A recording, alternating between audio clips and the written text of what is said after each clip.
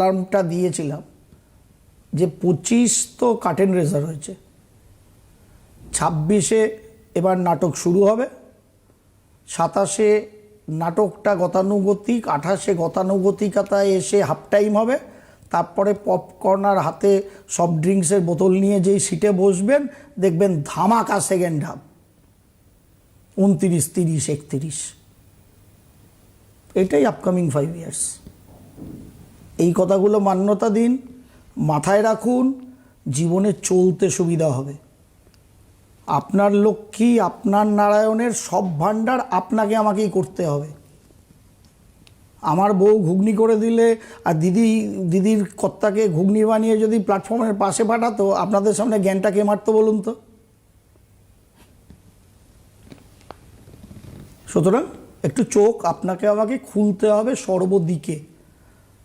জ্যোতিষশাস্ত্র মানেই চিটিংবাজি, এইটা কিন্তু আগামী চৈত্র শুক্লা প্রতিপদার যে নতুন বছর শুরু হবে সেখানকার ইন্ডিকেশন। সেটা আগাম 2.5 মাস আগে, আজকে প্রথম ইংরাজি নববর্ষের প্রথম সিটিভিএনের অনুষ্ঠানে লাইভ থেকে আপনাদের বলে রাখছি, অ্যানালিসিস তখন করব কেন আজকেই কথাটা বলা শুরু করলাম। কারণ কৌশিক